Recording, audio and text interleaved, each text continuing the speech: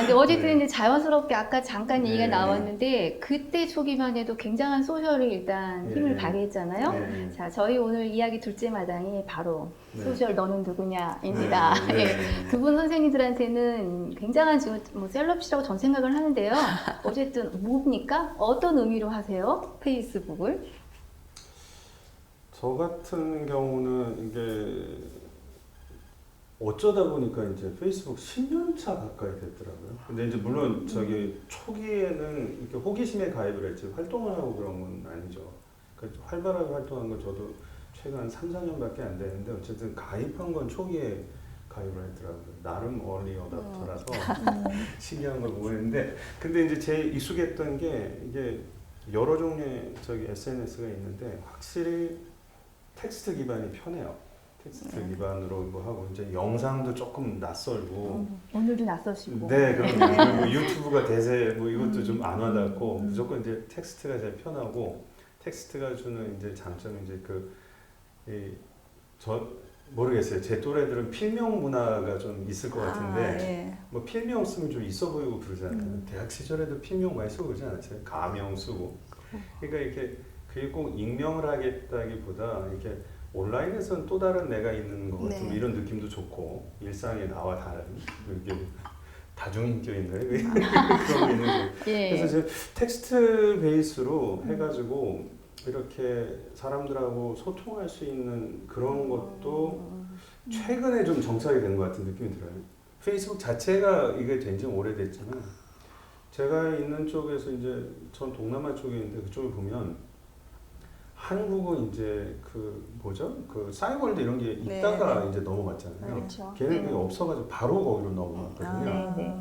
그러니까 페이스북이 훨씬 더 우리보다 활발하고 이제 그렇게 됐는데 근데 이제 얘네는 제가 받은 느낌은 그건 잘 안 하지만 한국적인 특성 같아요. 이렇게 텍스트 베이스로 해서 사회적 의제가 팍 이제 논쟁이 붙고 여론이 형성이 되고 그것이 이제 그 한국 사회에서 이제 그 파워 엘리트들이나 한국 사회를 좀 움직일 수 있는 사람들이 그런 거에 눈치를 보고 좀 피드백도 받고 이런 거는 한국이 정말 활발한 것 같고요.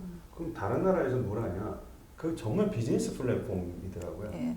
그냥 돈 벌고, 그 이제 비즈니스 아이디어를 공유하고 아니면 이제 재밌는 거 공유하고 이런 쪽으로 차이가 두드러지던데, 그래서 한국 같은 경우는 확실히 텍스트 기반의 사회적 커뮤니케이션의 플랫폼인 거는 분명해 보여요. 이게 문자적인 정의가 아니라 실제로 그렇게 기능하는 거는 좀 다른 문제 같더라고요. 그래서 저는 근데 좀 많이 지금 비즈니스로 가고 있죠. 그 뭐 어쩔 수 없는 것 같아요. 네, 그거는 뭐 페이스북이 의도하는 바도 그렇고 그쪽 이제 광고를 붙여야 되니까 그러다 보니까 페이스북 알고리즘이 어쨌든 사람들을 같은 성향을 가진 사람들끼리 모이고 그쪽에서 통용되는 정보나 의견이 확산되게 하고 그거를 의도를 안 할 수가 없겠더라고요. 반대로 예. 같은 사람들끼리 모여서 더 고립되기도 하고. 네. 근데 한편으로는 그렇게 모여 있는 덩어리가 너무 커졌기 때문에 고립감 잘 안 느는 것 같아요. 요쪽에 속하면 그쪽 덩어리가 너무 크니까 굳이 다른 쪽 덩어리로 내가 이게 두루두루 알고 저쪽도 넘어가서 내가 관심도 가져야 되고 그러니까 잘 안 되는 것 같더라고요. 그 안에서 다 해결이 되니까. 근데 요새는 그러니까 소셜을 이용하는 뭐 목적 같은 거는 각자가 예. 다 이제 다르잖아요. 재미로 시작했다가 저는 어거지로 시작했어요. 언론사 우리 그때 당시 대표가 네. IT 기자가 돼서 페이스북도 하나 안 한다고 공박을 엄청 해가지고 제가 입을 이따만큼 내밀고 시작한 페이스북이라 저는 약간 제 마음을 숨기고 하는 건데 근데 이번 또 그 코로나19도 그렇고 최근 대한민국 상황에서 이 소셜의 역할이 그러니까 비즈니스는 활발해지고요. 좀 다른 형태로 굴러가서 많이들 이렇게 좀 지치고 약간 예, 그 정도로 뭐지? 뭐 이런 많이 나오는 것 같은데 어떠십니까? 두 분은 초기부터 지금까지. 저 같은 경우는 아니에요. 저는 페이스북이 해방구거든요, 개인적으로. 그 제가 있는 지역이 대구 경북이다 보니까 제 개인적인 그 성향이나 지향하고 약간 차이가 나는 분들이 아무래도 주변에 많아서 예. 그 실제로 제가 페이스북에 쓰거나 뭐 주장하는 내용들을 제 실제 지인들은 그걸 보면 되게 놀라요, 사실. 그리고 과격하다고요? 예. 네. 그래서 그냥 저는 그게 또 다른 저의 얼굴이고 그래서 되게 편안한 놀이터 같은 곳인데 요즘 점점점 아까 그 신국장이 말씀하신 것처럼 너무 잔인한 표현들 그다음에 너무 지나친 대립이 계속 부각이 돼서 그거 제가 개인적으로 좀 힘들어서 접을까 생각한 적도 몇 번 있었어요. 그리고 즐겁고 해방구인 곳인데 네. 이제 부담스러운 곳이고 상처받는 곳으로 이렇게 변하면 이제 그만할 때가 아닌가 그 생각을 최근에 좀 자주 하게 됐어요. 네, 그래 어쨌든 그래도 아직은 하고 계시고 네. 잘 하고 가신 것 같아요. 감히 각자 두 분이 뭐 페북 사용법 이렇게 하면 스트레스 덜 받아. 이거는 뭐 하지 않으면 좋아요. 뭐 이런 얘기를 한번 얘기해 주시죠. 스트레스 정말 레벨이 높아진 건 사실인 것 같아요. 그거는 이게 근데 저는 한편은 그게 어쩔 수 없이 이렇게 가는 것 같다는 생각이 들어요. 이거를 좀 교수님 말씀처럼 이렇게 그냥 내가 싫으면 떠나는 거지. 절이 싫으면 이제 중이 떠나는 거지. 이제 만약에 이제 거기에 머문다고 하면은 그런 트렌드나 그런 흐름은 자기가 인정하고 용납을 할 수밖에 없는 것 같고요. 왜냐면 아까 말씀드렸듯이 한국 사회에서 페이스북이 어쨌든 사회적 이슈가 있을 때 그거가 쟁점이 되고 논쟁이 벌어지는 플랫폼이 된 거는 부인을 못 하겠더라고요. 네. 예. 그러니까 이거가 주는 스트레스 레벨은 너무 높아져서 이제 그걸 감당할 수 있을 만큼 내성이 생긴 사람은 버텨 나가는 거고 안 되면 이제 떨어져 나가든가 아니면 내가 이런 플랫폼은 내가 뭐 굳이 시간을 써야 되고 이렇게 외면을 하거나 이런 종류의 선택이 있을 것 같은데 굳이 막 이렇게 페이스북에서 이제 버텨야 되겠다 아니면 여전히 유용하다 하는 경우는 약간씩 이제 저는 분리가 되더라고요.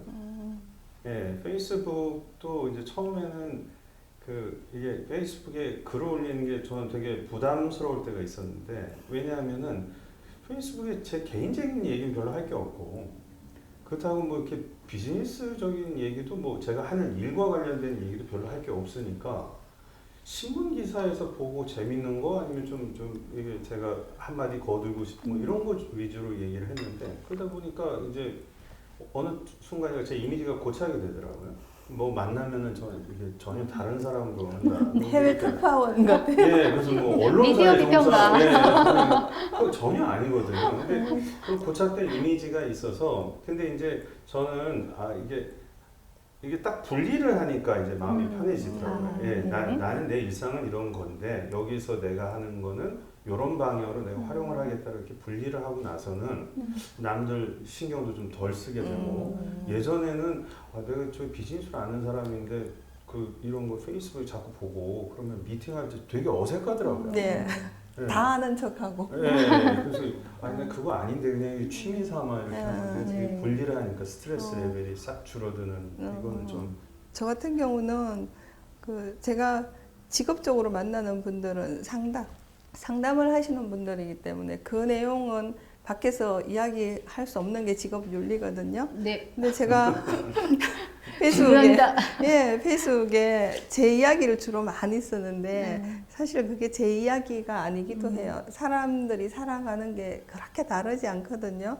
그래서 남의 이야기를 쓰면 직업윤리에 위배되거나 사생활을 침해하게 될 수도 있는데 제 이야기 베이스로 들려주고 싶은 말들을 주로 많이 써요. 사실 제 이야기인 것처럼 쓰는데 다른 사람 이야기인 때도 있고 예, 그게 그냥 제가 사용하는 방법이고 저는 제가 쓰는 것들로 사람들이 굉장히 공감해주고 저도 비슷한 생각이에요. 그런데 더 잘 표현해 주셨어요. 이렇게 말해주면 저도 굉장히 지지받거든요. 그리고 내 생각이 그렇게 많이 틀리지 않았어. 이런 것들.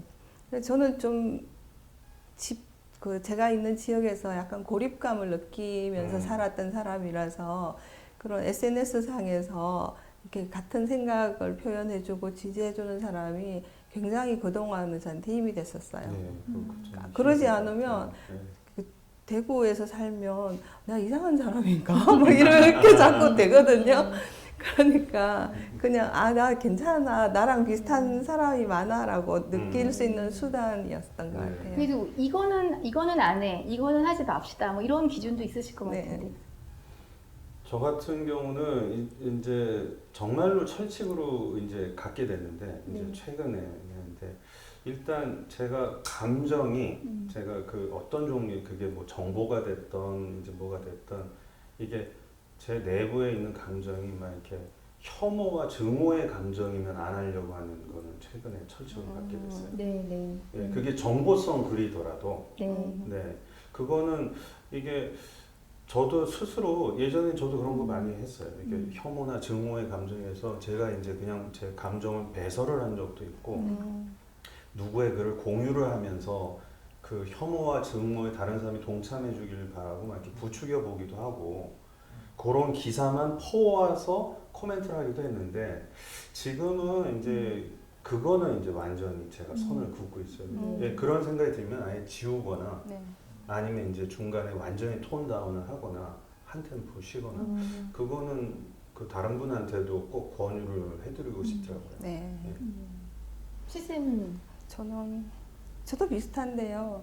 그 누군가를 저격하는 그런 예, 예, 글을 맞아요. 하지 않아요. 예, 예. 그 특히 제가 나쁘다고 생각하는 게 누군가의 글을 가져와서 그 사람을 막 저격하면 맞아요. 이것도 그- 이제 예. 캡처 떠가지고 SNS의 특성상 나하고 똑같은 사람만 댓글 달거든요. 반대하는 사람은 굳이 댓글 안 달아요. 네, 그래서 그 굉장히 바보짓밖에 안 되고 아무데도 도움이 안 되는 거고.